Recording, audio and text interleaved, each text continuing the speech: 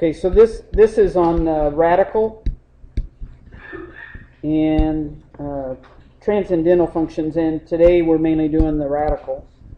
Okay, and I'm going to go through a sample word problem.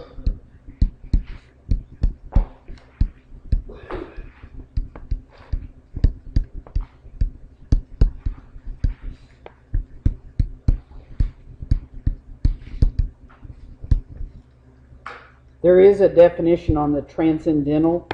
That's probably the first time you've really heard that one. On page 531, in the blue box on that page, there's a little explanation on transcendental. Okay. First, we're going to look at some graphs of radical functions. Okay. If I ask you to look at the graph, let's look at even roots. Okay. In y sub 1, I want you to graph the square root of x. Okay. And I'm going to give you a window on this one.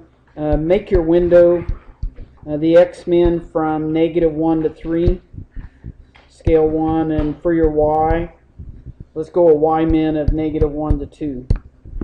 Okay. So change your window, -1 to 3, scale 1, and -1 to 2, scale 1, and then graph, clear out those other equations.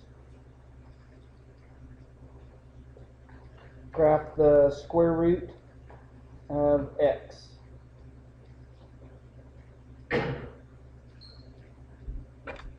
Okay, and just do a sketch.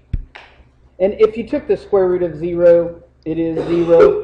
So you should end up with a graph that looks something like that. Okay, and label that our y sub 1. And we're going to look at even roots first, and then we're going to look at odd roots. Okay, so in y sub 2, okay, graph the fourth root of x. Now, there are two ways to put that in. You can graph it, remember, for any root, you can go 4, and then the xth root, so go to the math key, and it is number 5, the xth root. So what that does is that puts the 4 in for that index. Okay. You could also, remember from your algebra 2, you could also write it as x to the 1/4 power. Okay, and do it that way. Okay. So graph that one. Okay, so it actually starts up above that. Okay, so y sub 2, it actually starts 0, starts up above, and then crosses down below. So that's your y sub 2. Okay, and let's do one more even root. So in y sub 3, let's do the 6th root of x. Okay, so go down to y sub 3 and do 6, and then the math key, and then do the xth root, number 5 of x, and graph that one. Okay, again, it starts above that a little bit, still goes through. And what is the point of intersection here? That would be our y sub 3.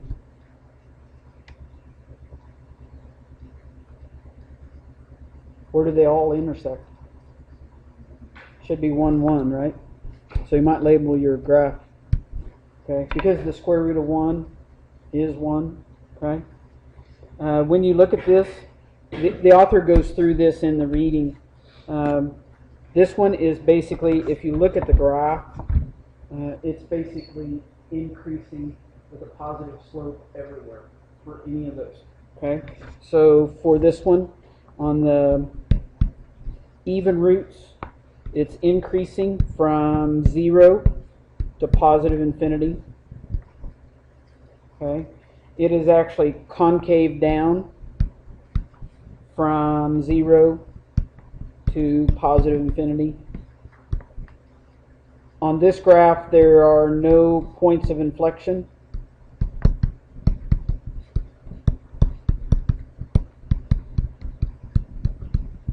And there's no local extremes.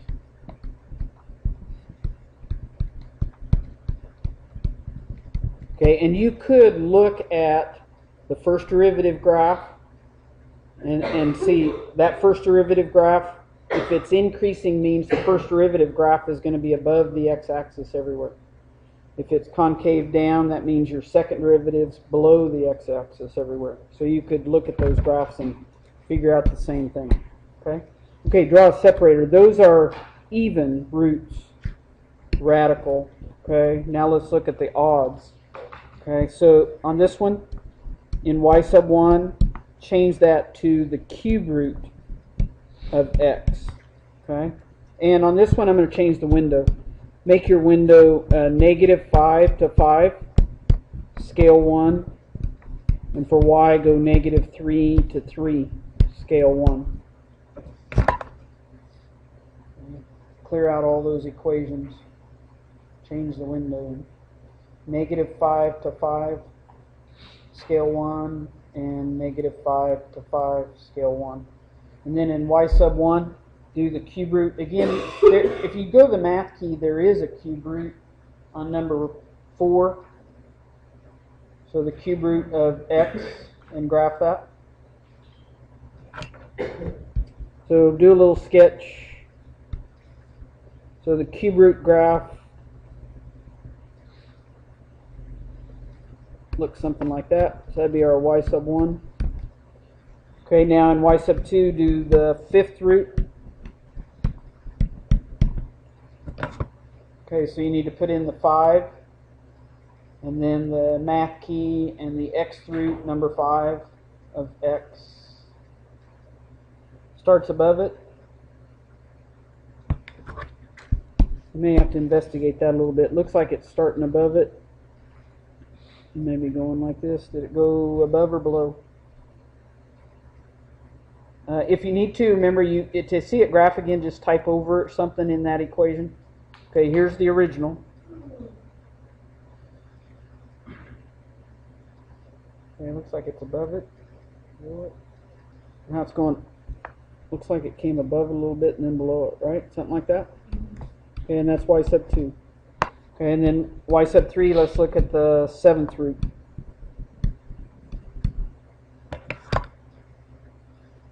So put in 7, and then the x math key, and the x root of x.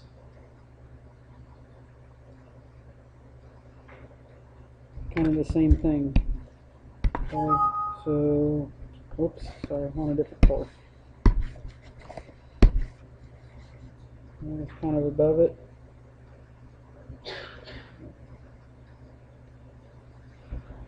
And that's y sub 3. Okay. On this one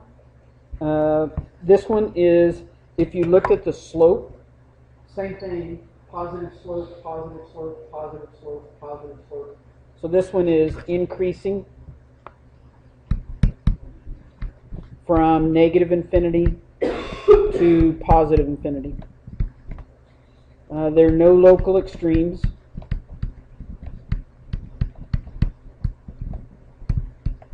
It's concave up from negative infinity to 0.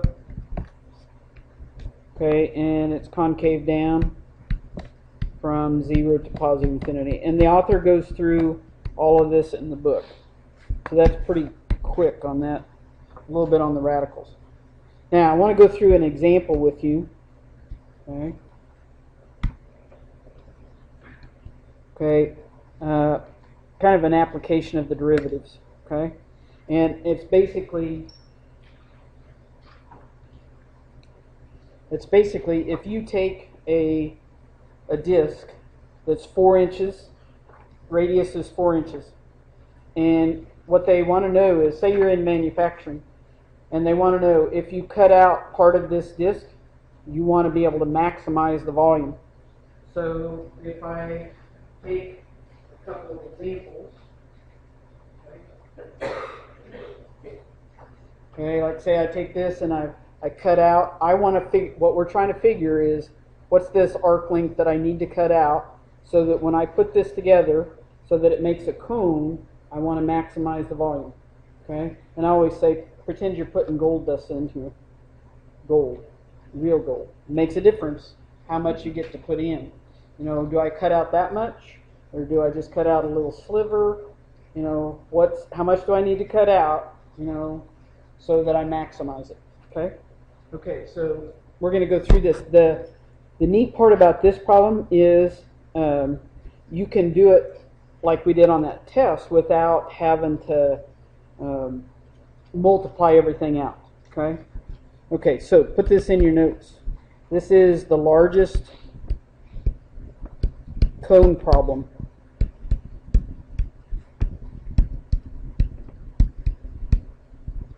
Okay. And it says a cone of height h and a radius of 4 inches is constructed.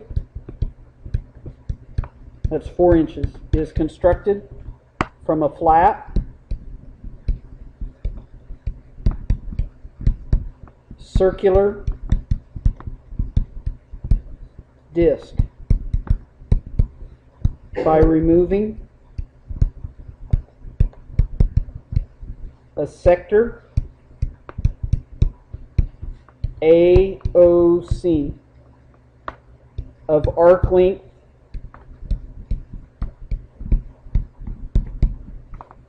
x inches,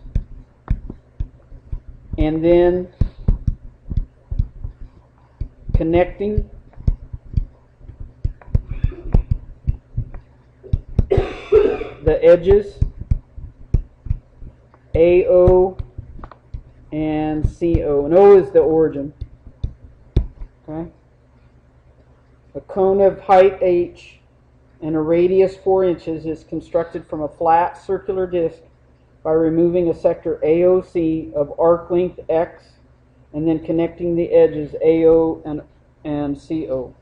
Find the arc length x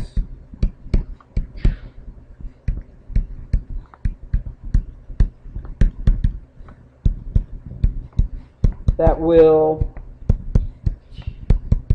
produce the cone of maximum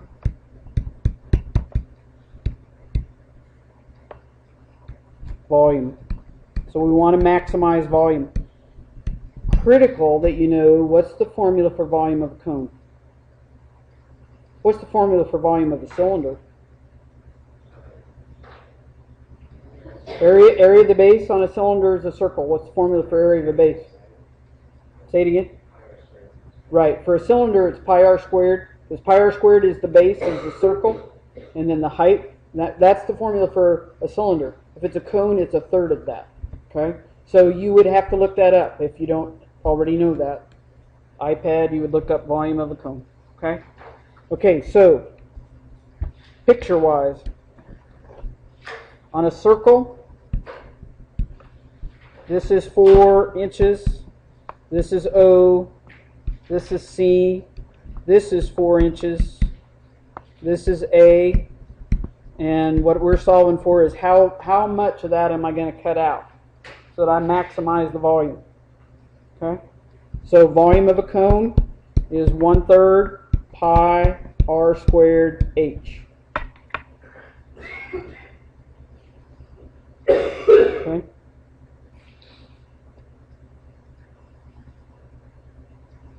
For a circle, what is the formula for the circumference of a circle? Yep, circumference is 2 pi r. Solve this for r. What do you have to do? Divide by 2 pi. Okay? Okay? So, r equal the circumference over 2 pi. Now, for our circle, if we looked at, if the radius was 4, what's the circumference just like that? 2 pi r, so 8 pi, right? But we're cutting out a part of it, so we're cutting out x. right? So our circumference is 8 pi minus x. If I just figured circumference by itself, it'd be 8 pi. But I'm cutting out x. So that's the distance around the outside. And it's over 2 pi, and that equals r. With me so far? So I know what the radius is. Okay. If I looked at this cone this way,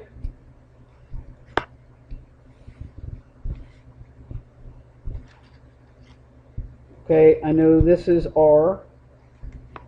Okay, because when I put this together, like this, okay, it's this slant height that's 4, isn't it? Right? This radius is 4, but when I put it together, it's actually the slant height that's 4. So this is actually 4. Okay? And the height is h.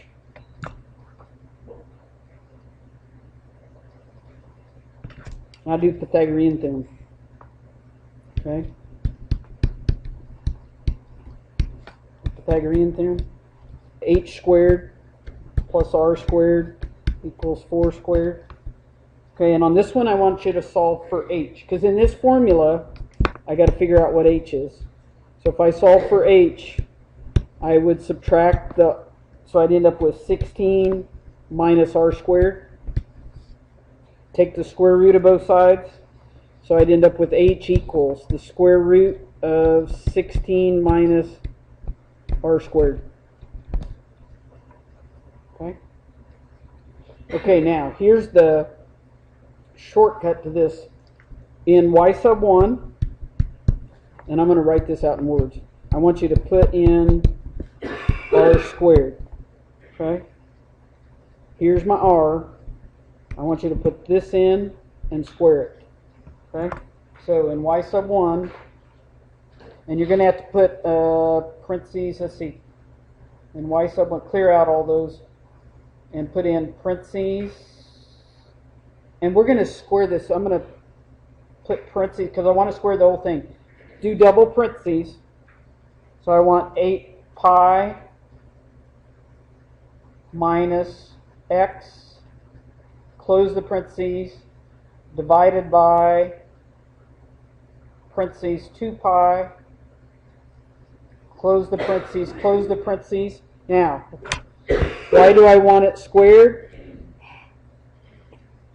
Why do I want it, gosh darn it, hang on. Why do I want it squared? I want it squared because of that formula is r squared. Okay? So, on this we put in, write it out the way you put it in, 8 pi minus x, parentheses, divided by 2 pi, parentheses, close the parentheses and square it. Okay? In y sub 2, I want you to put in h. Here's my h up here. Okay, so I want to put in the square root. Go down to y sub 2. Put in the square root of 16 minus... Okay, now wait a minute. It was 16 minus r squared. Where's our r squared in the calculator? y1. Okay, so subtract y1. So do vars, y variables, function, pick up y sub 1. Okay, so write down how we did that. Okay, so we put in the square root of 16. Instead of going r squared and typing that thing all in again, just put in y1, y sub 1. Close the parentheses. Okay. Okay, in this formula, we have already put in our r squared in y sub 1. We've already put in our h. What's left? Pi over 3. So in y sub 3, go down to y sub 3 and put in pi divided by 3.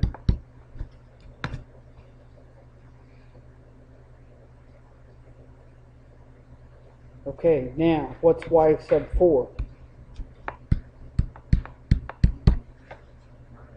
y1 times, yep, because we're going to multiply them out.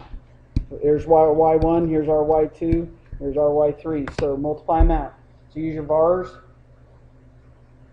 Pick up y1 times, and vars. Pick up y2 times, and then vars.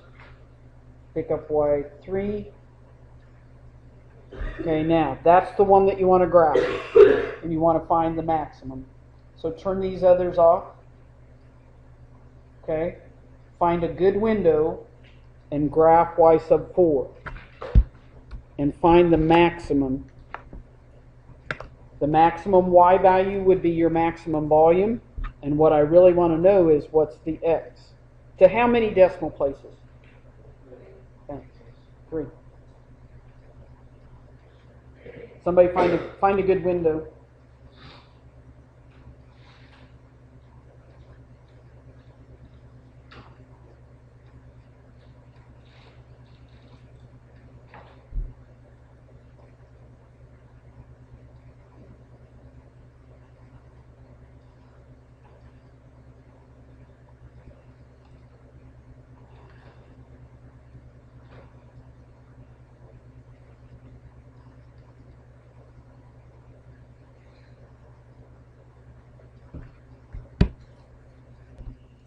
Okay.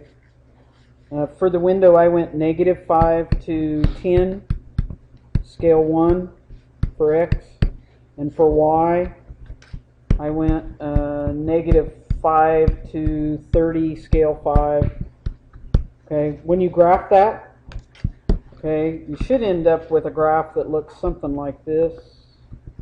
And then what I want to know is what's that maximum point. Okay. Go 3 decimal places. If you're like me, make sure you have that squared on that first one. I have it written down, but I didn't put it on the calculator.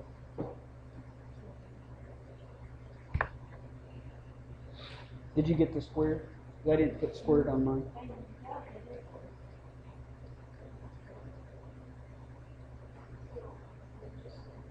Find the max.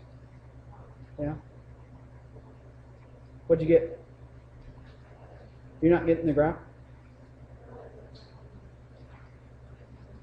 Well, your window might be different than mine. Yeah, so you're gonna, because it's at a certain point you're gonna be where you would cut everything out. Yeah.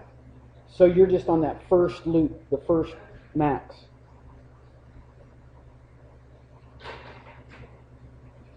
Anybody get it yet? Dustin, did you get it? What'd you get?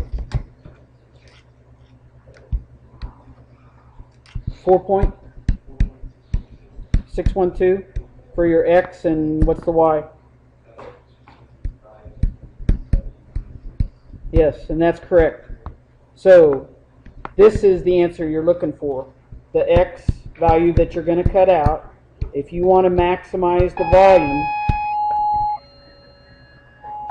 4.612, and the actual maximum volume is 25.796. Okay?